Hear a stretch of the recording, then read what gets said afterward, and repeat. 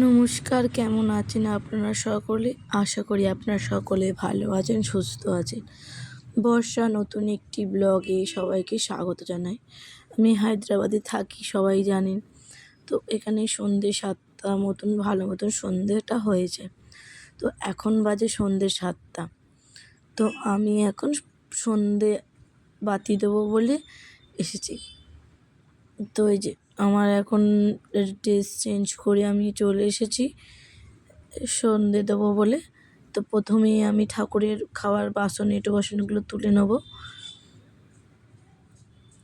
তো আমার ঠাকুরের আসনটা দেখে কেউ বাজে কমেন্ট করবেন না।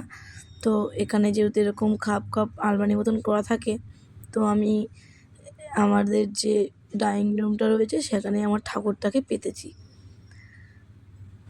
আগে ঠাকুরটাকে অনেক উঁচুতে পেতেছিলাম, সেখানে আমার পুজো দিতে খুবই অসুবিধা হতো।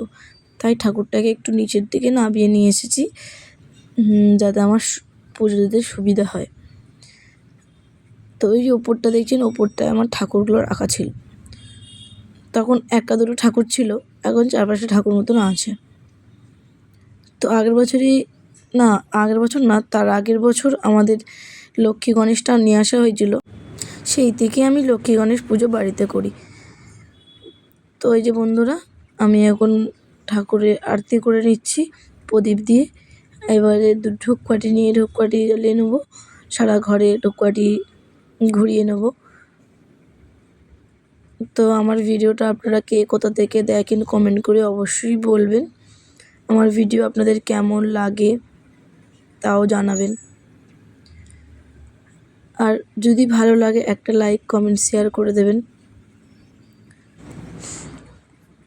তো আপনারা কে হায়দ্রাবাদ থাকেন অবশ্যই কমেন্ট করে আমাকে বলবেন। তো আমি এখন ধূপকাঠিটাকে পুরো ঘরে ভালো করে ঘুরিয়ে নেব। আজ হচ্ছে মঙ্গলবারে আমার একটু পুজো দিতে দেরি হয়, কারণ মঙ্গলবারে আমি একটু ধুনো সারা ঘরে দিই। শনি, মঙ্গলবার আর বৃহস্পতিবার এই 3 দিন আমি ধুনো দিই ঘরে। তো আমাদের বাঙালিরা তো জানেনই ধুনোর গন্ধ কত পছন্দ করে।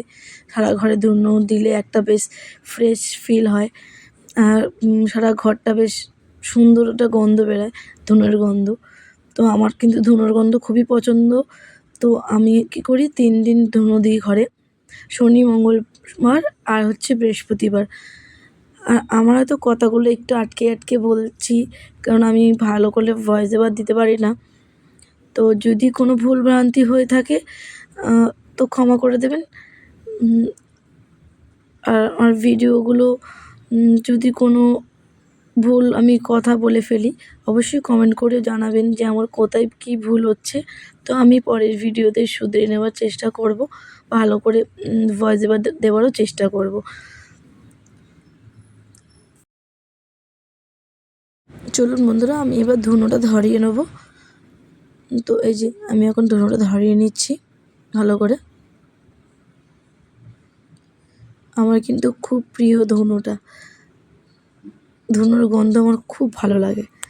ওই জন্যে আমি মাঝে মাঝেই ধুনো দিয়ে দিই। আপনাদের বললাম শনি মঙ্গলবার তো আমি দিই, বৃহস্পতিবারও দিই। বৃহস্পতিবারে তো ধুনো দেওয়া খুবই জরুরি ঘরে। তো এই যে বন্ধুরা, আমি এখন ধুনো ধরিয়ে নিয়েছি। এই প্লাস্টিকে কী আছে, প্লাস্টিকে ওই ধুনো যে গুঁড়োগুলো সেগুলো আছে, আর ওগুলো ছোবড়া। আমার একটু ভুল হয়ে গেল বলাতে, আমি ছোবড়াগুলো ধরিয়ে নিলাম আর এই যে ধুনো দিয়ে দিলাম। তো এবারে কী সুন্দর একটা গন্ধ বেরোচ্ছে, আমার কিন্তু খুব ভালো লাগছে। এই যে আমি ঠাকুরকে প্রথমে আরতি করে নিচ্ছি ধুনো দিয়ে। এবার পুরো ঘরে আমি ধুনোটা নিয়ে সারা ঘরে ঘোরাবো, বাইরেটাও দেবো। ধুনো দিলে বলে কোনো অশুভ শক্তি সেইখানে প্রবেশ করতে পারে না, তুমি তার জন্যও দিই। আর দেখুন, আমরা যেহেতু বাইরে থাকি, কোথায় কী আছে, আমরা তো এখানে স্থায়ী বাসিন্দা না, তো কোথায় কী থাকে আমরা তো জানি না। তো ওই জন্যে প্রত্যেকটা গৃহস্থ বাড়িতে ধুনো দেওয়া খুবই প্রয়োজন, যেখানে মানুষ বসবাস করে।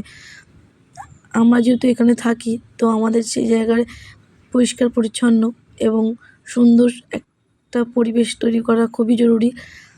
আর আমাদের প্রত্যেক দিনই ঠাকুরকে পুজো দেওয়া, ধূপ ধুনো দেওয়া অবশ্যই প্রয়োজন। এটা যার যার ব্যক্তিগত ব্যাপার, কিন্তু আমি বলবো যারা বাইরে থাকেন তারা অবশ্যই দেবেন। কেন দেখুন কোথায় কী থাকে আমরা তো বলতে পারি না। যারা বিশ্বাস করেন যে যেমন অশুভ শক্তিও আছে, শুভ শক্তিও আছে, তেমনই শুভ শক্তিকে সবসময় আরাধনা করা উচিত, যাতে অশুভ শক্তি কোনো মতেই সেইখানে প্রবেশ না করতে পারে।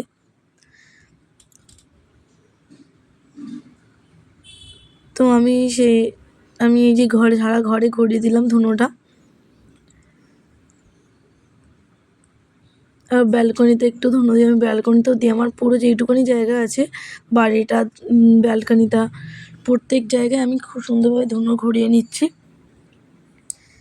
আর যেহেতু ঘরে ধুনো ঘোরানো হয়েছে সেহেতু আমি ব্যালকনিতে ধুনোটা রেখে ঘরে চলে এলাম। তো আমি এবার এসে শঙ্খটা বাজিয়ে নেবো।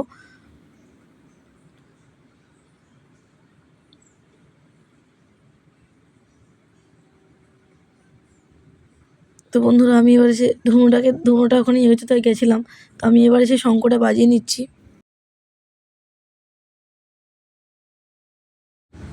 শঙ্খ বাজানোর পরে আমি যে মন্ত্রটা সবসময় বলি, কৃষ্ণায় বাসুদেবায় হরে পরমাত্মনে প্রণতঃ ক্লেশনাশায় গোবিন্দায় নমো নমঃ।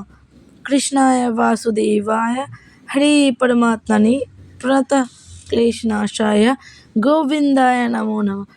আমি এই মন্ত্রটা জপ করি, প্রায় সময় আমি মন্ত্রটা সবসময় বলি। তো আমি এই মন্ত্রটা বলে আমার পুজো কমপ্লিট হয়ে গেছে। তো আমি এখন ড্রেস চেঞ্জ করে নেবো, দেওয়ার পরে আমার ঋদ্ধিমানকে কিছু খাইয়ে দাইয়ে নেবো। তো আমার ভিডিওটা কেমন লাগলো আপনাদের কমেন্ট করে অবশ্যই বলবেন। যদি ভালো লেগে থাকে একটা লাইক কমেন্ট শেয়ার করে দেবেন। আর কে কোথা থেকে ভিডিওটা দেখছেন অবশ্যই কমেন্ট করে আমাকে বলবেন।